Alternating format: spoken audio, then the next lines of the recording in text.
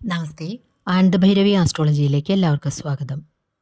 2026 ജനുവരി 1 വ്യാഴാഴ്ച മുതൽ ഡിസംബർ 31 വ്യാഴാഴ്ച വരെയുള്ള മീനം രാശിയിലെ ഉത്രട്ടാതി നക്ഷത്രക്കാർക്ക് ഒരു വർഷത്തെ പുതുവത്സര ഫലമാണ് നമ്മളിപ്പോൾ ചിന്തിക്കുവാൻ പോകുന്നത്. ഉത്രട്ടാതി നക്ഷത്രം ശനിയുടെ നക്ഷത്രമാണ്. അവരുടെ ലഗ്നാധിപൻ, അതായത് കൂറിന്റെ അധിപനും 10ാം ഭാവാധിപനും ആയിരിക്കുന്ന വ്യാഴം 4ാം ഭാവത്തിലൂടെ സഞ്ചരിച്ചുകൊണ്ടിരിക്കുകയാണ്. ജൂൺ മാസത്തിൽ 5ലേക്ക് മാറുന്നു. ഇനി 11, 12 എന്നീ ഭാവങ്ങളുടെ അധിപനായിരിക്കുന്ന ശനി ലഗ്നത്തിലൂടെ സഞ്ചരിച്ചുകൊണ്ടിരിക്കുന്നു. അതുകൊണ്ട് തന്നെ 7.5 ശനിക്കാലമാണ്. അതിൽ തന്നെ ജന്മശനിക്കാലം അനുഭവിച്ചുകൊണ്ടിരിക്കുകയാണ്. 12ാം ഭാവത്തിലൂടെ രാഹു സഞ്ചരിക്കുന്നു. ഡിസംബർ മാസത്തിൽ അത് 11ലേക്ക് മാറുന്നു. കേതു 6ലൂടെ സഞ്ചരിക്കുകയാണ്. അത് 5ലേക്ക് മാറുന്നു ഡിസംബറിൽ. അപ്പോൾ ഈ മാറ്റം എത്തരത്തിൽ ബാധിക്കും ഉത്രട്ടാതിക്കാരെ എന്നാണ് നമ്മളിപ്പോൾ ചിന്തിക്കുന്നത്. ഏറ്റവും കൂടുതൽ തവണ രാശി മാറുകയും ചലനങ്ങൾ വേഗത്തിൽ അല്ലെങ്കിൽ കൂടുതൽ പ്രാവശ്യം സംഭവിക്കുന്നതും വ്യാഴം എന്ന ഗ്രഹത്തിനാണ് 2026. ശനി ജൂലൈ മാസത്തിൽ വക്രസഞ്ചാരം ചെയ്യുന്നു എന്നതൊഴിച്ചാൽ രാശിമാറ്റമൊന്നും 2026 ഉണ്ടാകുന്നില്ല. വ്യാഴം അതേസമയത്ത് 2026 ജൂൺ മാസം 2-ാം തീയതി ആണ് പ്രധാനമായിട്ടും ഉള്ള മാറ്റം സംഭവിക്കുന്നത്. കർക്കിടകം രാശിയിലേക്ക് മിഥുനം രാശിയിലേക്ക് നിന്നും കടന്നു വരുന്നു. അവിടെ നിന്നും ഒക്ടോബർ മാസത്തിൽ വീണ്ടും ചിങ്ങം രാശിയിലേക്ക് സഞ്ചരിക്കുന്നുണ്ട് അതിചാരം ചെയ്ത്. ജനുവരി 24-ാം തീയതി, അതായത് 2027 ജനുവരിയിലാണ് തിരിച്ച് കർക്കിടകം രാശിയിലേക്ക് പോകുന്നത്. നാം ഇവിടെ ചിന്തിക്കുന്നത് 2026 മാറ്റങ്ങൾ കൊണ്ടുള്ള ഫലങ്ങളെക്കുറിച്ചാണ്.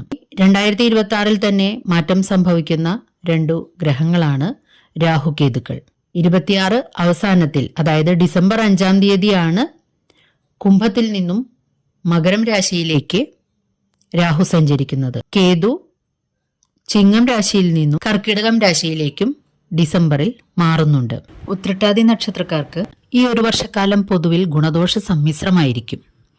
അപ്പോൾ ജന്മശനിക്കാലമല്ലേ, ഏതെങ്കിലും തരത്തിൽ ഗുണഫലം ലഭിക്കുമോ എന്നുള്ളൊരു സംശയം ഏവരെയും ബാധിച്ചിട്ടുണ്ടാകും. ഇതിൽ ദോഷങ്ങളെക്കുറിച്ച് എടുത്തു പറയേണ്ടതില്ല, ഇപ്പോൾ കുറച്ചു കാലമായിട്ട് തന്നെ അനുഭവിച്ചുകൊണ്ടിരിക്കുന്നത് കൊണ്ട് തന്നെ. എന്നാൽ ഗുണഫലങ്ങൾ എങ്ങനെ ലഭിക്കും എന്ന് നമുക്ക് ചിന്തിച്ചു നോക്കാം. 1, 10 എന്നീ ഭാവങ്ങളുടെ അധിപനാണ് വ്യാഴം. അതായത് കർമ്മസ്ഥാനത്തിന്റെ കൂടി അധിപനാണ്, തൊഴിൽ സ്ഥാനത്തിന്റെ കൂടി അധിപനാണ് വ്യാഴം. ആ വ്യാഴം 4 എന്ന നല്ല ഭാവത്തിൽ സഞ്ചരിച്ചുകൊണ്ടിരിക്കുന്നു. അതുകൂടാതെ ജൂൺ മാസത്തിൽ 5ലേക്ക് മാറുന്നുമുണ്ട്. 5ാം ഭാവം എന്നത് കർക്കിടകം രാശിയാണ്.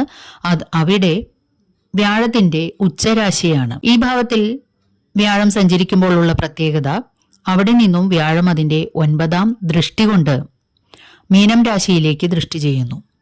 അതായത് ഉത്രട്ടാതി നക്ഷത്രം വ്യാഴത്തിന്റെ, അതായത് വളരെ ഉച്ചസ്ഥനായിക്കൊണ്ട് സഞ്ചരിക്കുന്ന, ഏറ്റവും പ്രഭാവത്തോടുകൂടി ബലവാനായി സഞ്ചരിക്കുന്ന വ്യാഴത്തിന്റെ ദൃഷ്ടി ഉത്രട്ടാതി നക്ഷത്രത്തിൽ കൂടി പതിയുന്നുണ്ട് പിന്നീടുള്ള 6 മാസക്കാലത്തേക്ക്. അതുകൊണ്ട് തന്നെ നടുക്കടലിൽ മുങ്ങിത്താണുകൊണ്ടിരിക്കുന്നു എന്നതുപോലെയുള്ള അനുഭവങ്ങളുള്ള പല ഉത്രട്ടാതി നക്ഷത്രക്കാർക്കും ആ സമയത്ത് ശനിയുടെ അതിക്രൂരമായിട്ടുള്ള പീഡനങ്ങളിൽ നിന്നും അല്ലെങ്കിൽ വളരെയധികം വേദനിപ്പിക്കുന്ന അനുഭവങ്ങളിലൂടെ കടന്നുപോകുന്ന പല ഉത്രട്ടാതി നക്ഷത്രക്കാർക്കും ഒരു സമാശ്വാസത്തിന്റെ കാലമായിരിക്കും. പലതരത്തിലുള്ള നേട്ടങ്ങൾ, പ്രത്യേകിച്ചും വ്യക്തിപരമായിട്ടും തൊഴിൽ സ്ഥാനത്തിലുള്ളതുമായിട്ടുള്ള പല നേട്ടങ്ങളും അല്ലെങ്കിൽ വലിയ മുറിവുകളിൽ വെണ്ണ പുരട്ടുന്നത് പോലെയുള്ള അനുഭവങ്ങളും അവർക്ക് ആ സമയത്ത് ഉണ്ടാകുന്നതാണ്. വ്യാഴം 4-ൽ സഞ്ചരിക്കാൽ തന്നെ പൊതുവിൽ ജന്മശനിക്കാലത്ത് എല്ലാവർക്കും അനുഭവിക്കേണ്ടി വരുന്ന അത്ര ദോഷഫലങ്ങൾ അല്ലെങ്കിൽ ശനിയുടെ ക്രൂരദണ്ഡനകൾ ഇവരെ ബാധിച്ചു കാണില്ല. പ്രധാനമായും ഇത് ജാതകത്തിൽ ഉള്ള, അതായത് ലഗ്നാലുള്ള ശനിയുടെയും വ്യാഴത്തിന്റെയും ഭാവാധിപത്യത്തെയും നിൽപ്പിനെയും ആശ്രയിച്ചിട്ടാണ് ഇങ്ങനെയുള്ള വ്യത്യാസങ്ങൾ സംഭവിക്കുന്നത്. ജാതകത്തിൽ ശനി നല്ല ഭാവത്തിന്റെ അധിപനാണ് ലഗ്നാലെങ്കിൽ വലിയ ദോഷങ്ങൾ ഒന്നും ചെയ്യുകയില്ല തന്നെ. അപ്പോൾ പിന്നെ ജന്മശനിക്കാലം അത്തരക്കാർക്ക് വളരെ ബുദ്ധിമുട്ടുള്ളതൊന്നും ആയിരിക്കില്ല. എന്നാൽ അല്ലാതെയുള്ളവർക്ക് ബുദ്ധിമുട്ടുകൾ ഉണ്ടാക്കുക തന്നെ ചെയ്തിട്ടുണ്ടാകും. ഇപ്പോൾ 12 എന്ന നഷ്ടസ്ഥാനത്തിന്റെയും അല്ലെങ്കിൽ വ്യയസ്ഥാനത്തിന്റെയും അധിപനും അതേസമയം തന്നെ 11 എന്ന ലാഭസ്ഥാനത്തിന്റെയും സർവാഭിഷ്ട സ്ഥാനത്തിന്റെയും കൂടി ആധിപത്യമുള്ള ശനിയാണ് ലഗ്നത്തിലൂടെ സഞ്ചരിച്ചുകൊണ്ടിരിക്കുന്നത്. ആയതുകൊണ്ട് കുറച്ച് ഒറ്റപ്പെട്ട ആളുകൾക്കൊഴികെ എല്ലാവർക്കും തന്നെ ശനി പലതരത്തിലുള്ള പീഡകൾ സമ്മാനിക്കുന്നു. ലാഭങ്ങൾ കിട്ടുകയും അത് പിന്നീട് നഷ്ടത്തിൽ കലാശിക്കുകയും ചെയ്യും. പ്രത്യേകിച്ചും മോശം ഭാവങ്ങളിലൂടെ ശനി ജാതകത്തിൽ സഞ്ചരിക്കുന്നവർക്ക്. മാത്രമല്ല ശനി ദശ അപഹാരങ്ങൾ മുതലായവ അനുഭവിച്ചുകൊണ്ടിരിക്കുന്നവർക്കും ജാതകാൽ അനുഭവിക്കുന്നവർക്കും ഇത്തരത്തിലുള്ള അനുഭവങ്ങൾ ഉണ്ടായെന്ന് വരാം. ഈ 12 രാഹു സഞ്ചരിക്കയാൽ പലതരത്തിലുള്ള വിവാദങ്ങൾ ഉണ്ടായെന്ന് വന്നേക്കാം അവരെ ചൊല്ലി, അല്ലെങ്കിൽ അവർ കൂടി ഉൾപ്പെട്ടിട്ടുള്ള പലതരത്തിലുള്ള വിവാദങ്ങൾ ഉണ്ടായേക്കാൻ ഇടയുണ്ട്. അതുകൊണ്ട് തന്നെ വളരെ ശ്രദ്ധിച്ചും സൂക്ഷ്മതയോടും കൂടി വേണം ആരുമായിട്ടുള്ള ഇടപാടുകളും നടത്തുവാൻ. വ്യക്തിപരമായിട്ടിരുന്നാലും മറ്റു സ്ഥാപനങ്ങളോ കൈകാര്യം ചെയ്യുന്ന ഏതു തരത്തിലുള്ള മേഖലകളിലും വളരെയധികം സൂക്ഷ്മതയും ശ്രദ്ധയും ആവശ്യമാണ്. നീതിദണ്ഡസ്ഥനാണ് ശനി എന്നുള്ളത് കൊണ്ട് തന്നെ ഇപ്പോഴോ അല്ലെങ്കിൽ പൂർവ്വകാലങ്ങളിലോ ചെയ്തിട്ടുള്ള പല കാര്യങ്ങളുടെയും വിചാരണ നടക്കുന്ന ഒരു സമയം കൂടിയാണ് ഈ ജന്മശനിക്കാലം എന്നോർക്കുക. അതുകൊണ്ട് തന്നെ വളരെ ശ്രദ്ധാപൂർവം ഈ കാലം കഴിച്ചുകൂട്ടേണ്ടതാണ്. എന്നാൽ വ്യാഴം 5ാം ഭാവത്തിലേക്ക് പ്രവേശിക്കുകയും അവിടെ നിന്നും ഉച്ചസ്ഥനായ വ്യാഴത്തിന്റെ ദൃഷ്ടി പതിയുകയും ചെയ്യുമ്പോൾ നിങ്ങൾക്ക് നിങ്ങളുടെ നിരപരാധിത്വം അല്ലെങ്കിൽ പീഡകൾക്ക് ഒരു അറുതി ആ സമയത്ത് വരുന്നതാണ്. ഇതാണ് നിങ്ങൾക്ക് ലഭിക്കാവുന്ന ഏറ്റവും വലിയ നേട്ടങ്ങൾ. ഇനി 10ാം ഭാവാധിപൻ കൂടിയാണ് വ്യാഴം എന്നുള്ളത് കൊണ്ട് തൊഴിൽ സ്ഥാനത്ത് നഷ്ടങ്ങളെ നേരിടുക, അല്ലെങ്കിൽ പലതരത്തിലുള്ള സാമ്പത്തിക ബുദ്ധിമുട്ടുകൾ അനുഭവപ്പെടുക തുടങ്ങിയവ ഉണ്ടായിട്ടുള്ളവർക്ക് ഈ സമയം അതെല്ലാം മറികടക്കുവാൻ സാധിക്കുന്നു, അല്ലെങ്കിൽ നികത്താനോ അല്ലെങ്കിൽ കടങ്ങളിൽ നിന്നും മറ്റും കുറച്ചെങ്കിലും മുക്തി വരുവാനായിട്ട് സാധിക്കുന്നതാണ്.